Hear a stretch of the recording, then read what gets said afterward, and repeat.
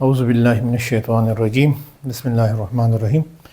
आज हम एक नए लेक्चर के साथ और उसी की जो हमने जिस जगह पे हमने छोड़ा था उसी को कंटिन्यू करते हैं। लास्ट टाइम अगर आपको याद है मैंने एक सेंटेंस यूज़ किया था कि rest and motion are relative.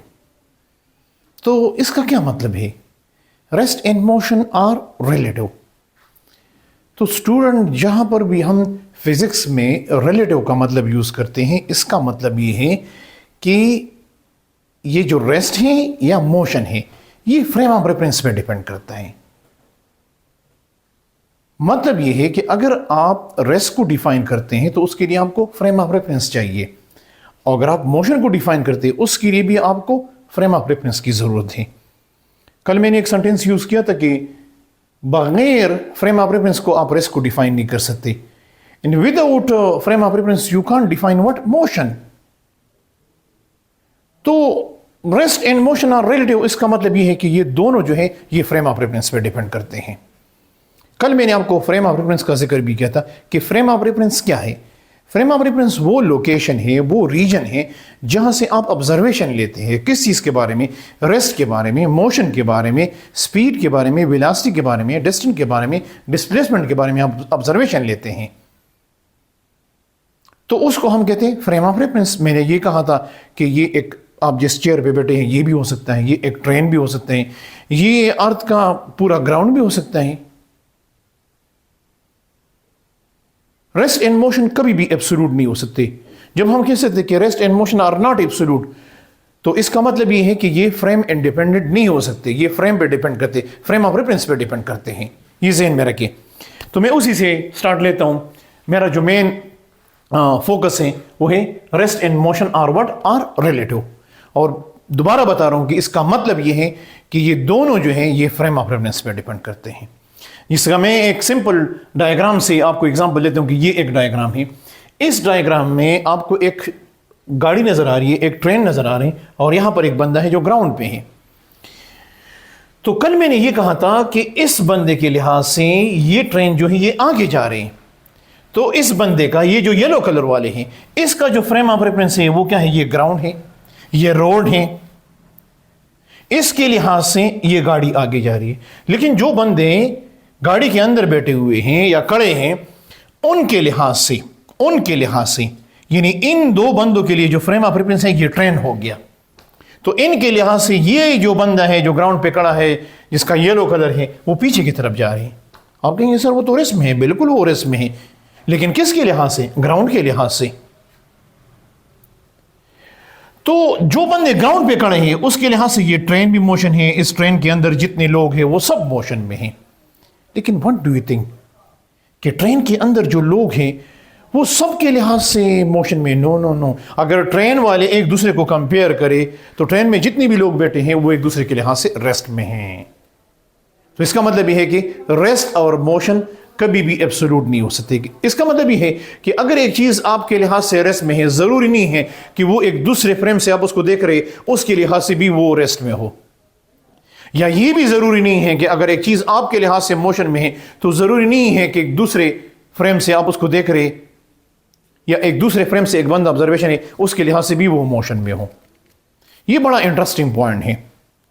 तो अगर हमने रेस्ट और मोशन को समझना है तो हमने फ्रेम ऑफ रेफरेंस को समझना है। आमतौर जब हम मैथमेटिकली फ्रेम ऑफ रेफरेंस को डिफाइन करते हैं तो ये एक मैथमेटिकली कोऑर्डिनेट एक्सिस होते हैं जो एक्स वाई और जी से बना होता है। एनी हाउ इसको आगे इंशाल्लाह मजीद और भी क्लियर करेंगे। फिर हम इस मोशन के कंसेप्ट को आगे बढ़ाते हुए इसको डिस्क्राइब करते एक दूसरी चीज के जरिए से, और वो हमारे पास है पैरामीटर्स ऑफ मोशन। यहां से आपको ये मजीद क्लियर हो जाएगा कि पैरामीटर ऑफ मोशन से क्या मतलब है।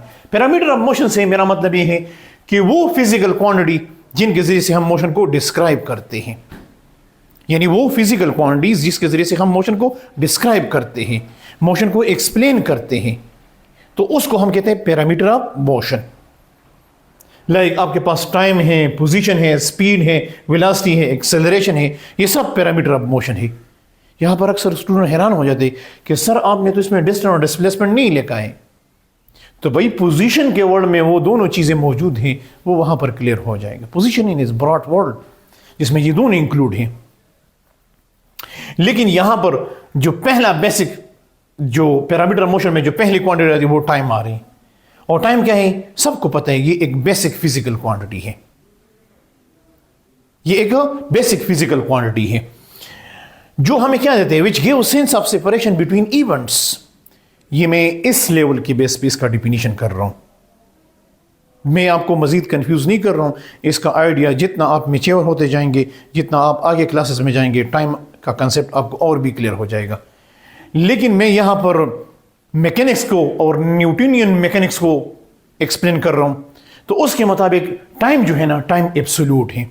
इसका मतलब ये है कि न्यूटनियन मैकेनिक्स के मुताबिक टाइम जो है, टाइम वो फ्रेम ऑफ रेफरेंस पे डिपेंड नहीं करता। अगर एक बंदा रेस में है और वो टाइम एक इवेंट के लिए टाइम मेजर करते हैं, उसके लिए सेम होगा। और अगर एक दूसरे फ्रेम से आप उसी सेम इवेंट के लिए टाइम मेजर कर रहे और वो फ्रेम ऑफ रेफरेंस मोशन में है, तो उसके लिहाज से भी उस इवेंट के लिए टाइम सेम होगा। लेकिन ये किसके मुताबिक, ये न्यूटनियन मैकेनिक्स के मुताबिक। तो न्यूटनियन मैकेनिक्स के मुताबिक टाइम एब्सोल्यूट है। तो क्या सच में टाइम एब्सोल्यूट है? नो। ये इंशाल्लाह ये आपको आगे क्लियर हो जाएगा।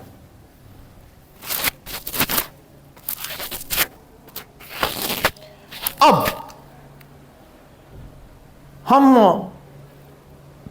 मैं आइंस्टाइन की बातों की तरफ नहीं जा रहा हूं, आपको कंफ्यूज नहीं कर रहा हूं। जो चैप्टर से रिलेटेड है वो चीजें मैं आपके साथ डिस्कस कर रहा हूं। फिर आपको टाइम का सही कंसेप्ट इंशाल्लाह क्लियर हो जाएगा मॉडर्न फिजिक्स में। इसका यह मतलब नहीं है कि ये कंसेप्ट गलत है, सही है। वो फिर इंशाल्लाह हम जब सेकेंड ईयर में आप प्रमोट हो जाएंगे, वहां पर आपको टाइम का सही कंसेप्ट क्लियर हो जाएगा। टाइम के लिए हम मुख्तलिफ यूनिट यूज करते हैं, सेकंड भी यूज करते हैं, उसका सिंबल है एस। मिनट भी यूज करते हैं, आवर भी यूज करते हैं, वीक भी यूज करते हैं, डे भी यूज करते हैं, मंथ भी यूज करते हैं, ईयर भी यूज करते हैं। ये सब टाइम के यूनिट है। लेकिन सिस्टम इंटरनेशनल यूनिट जो है वो सेकंड है। अब अगर इसमें इस पैरामीटर मोशन में हम दूसरा पैरामीटर क्लियर करना चाहते तो वो है पोजीशन। तो पोजीशन को क्लियर करने के लिए कि व्हाट इज पोजीशन, तो what is position, remember student, ये बड़ा, अगर आप आगे के टॉपिक्स को क्लियर करना चाहते हैं तो उसके लिए पोजीशन की टर्मिनोलॉजी को समझना है। मैं आपको आसानी से बताता हूं। एक चीज सपोज मेरे लिहाज से कितना दूर है और किस डायरेक्शन में है, कितना दूर है और किस डायरेक्शन में हूं। सपोज अगर मैं यहां पर इस क्लासरूम में दरवाजे की बात करता हूं, तो ये दरवाजा तकरीबन मुझसे 2 मीटर के डिस्टेंस पे है और मेरे लेफ्ट साइड पे है। This is the position of this door. तो इसका मतलब ये है कि पोजीशन को डिफाइन करने के लिए हमें 3 चीजों की जरूरत है। हमें 3 चीजों की जरूरत है। हमें रेफरेंस पॉइंट की जरूरत है, ऑरिजिन की जरूरत है, रेफरेंस पॉइंट की जरूरत है। दूसरा, डिस्टेंस फ्रॉम रेफरेंस पॉइंट, उस रेफरेंस पॉइंट से उस ऑरिजिन से कितना दूर है, डिस्टेंट। और दूसरा ये है कि उस रेफरेंस पॉइंट के लेफ्ट साइड पे है, उसके फ्रंट पे है, उसके बैक पे है, किस साइड पे है, उसके ईस्ट साइड पे है। ये भी बहुत जरूरी है। फॉर एग्जाम्पल, मैं यहां पर इस ऑब्जेक्ट की पोजीशन को क्लियर करना चाहता हूं कि what is the position of this Q with respect to P. विद रिस्पेक्ट टू पी मींस कि ये पी क्या हो गया, ये ऑरिजिन हो गया। तो इधर देखें, मैं इस पी से एक लाइन ड्रा करूंगा। Now this P is the origin, this P is the reference point. तो मैं इस पी से एक लाइन ड्रा करूंगा और उसको मैं एक्सटेंड करूंगा क्यू तक, और जिसको मैं पढ़ूंगा position of Q with respect to P. जिस चीज का मैं पोजीशन लिखता हूं, मालूम करना चाहता हूं, उसको पहले लिखूंगा, और जिसके लिहाज से मालूम करना चाहता हूं उसको बाद में लिखूंगा। अब ये खैर क्यू पी या पी क्यू, ये तरतीब आप उल्टा पुल्टा कर सकते, कोई मसला नहीं है। लेकिन अपने आसानी के लिए जिस चीज का मैं पोजीशन मालूम करता हूं उसको मैं पहले, तो position of Q with respect to P, और इसके ऊपर मैंने एरो का साइन पुट किया है। ये बड़ा इंटरेस्टिंग है। एरो का साइन मैंने पुट किया है, ये क्लियर करता है कि पोजीशन मेरे पास क्या है। ये क्लियर करता है कि पोजीशन मेरे पास क्या है। पोजीशन मेरे पास वेक्टर क्वांटिटी है। पोजीशन मेरे पास क्या है, वेक्टर क्वांटिटी है। So this is something about what, position. अब मैं इंशाअल्लाह नेक्स्ट लेक्चर में आपके साथ डिस्कस करूंगा कि पोजीशन इन 1D हम किस तरह मालूम करते हैं, 1 डायमेंशन में हम किसी चीज का पोजीशन किस तरह मालूम करते हैं। 2 डायमेंशनल में हम किसी ऑब्जेक्ट का पोजीशन किस तरह मालूम करते हैं, 3 डायमेंशन में हम किसी ऑब्जेक्ट का पोजीशन किस तरह मालूम करते हैं। लेकिन रिमेंबर स्टूडेंट, हमारे इस चैप्टर में हम पोजीशन मालूम करते हैं सिर्फ 1D में, 1 डायमेंशन में और 2 डायमेंशन में।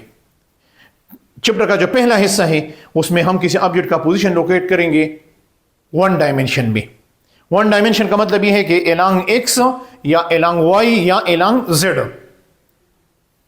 और 2 डायमेंशन का मतलब यह है कि position of an object in X Y या इन वाई जेड या इन जेड एक्स, 2 कोऑर्डिनेट्स होंगे। और position in 3 coordinates means X Y Z, which is also called space. Position in 2D means position in plane.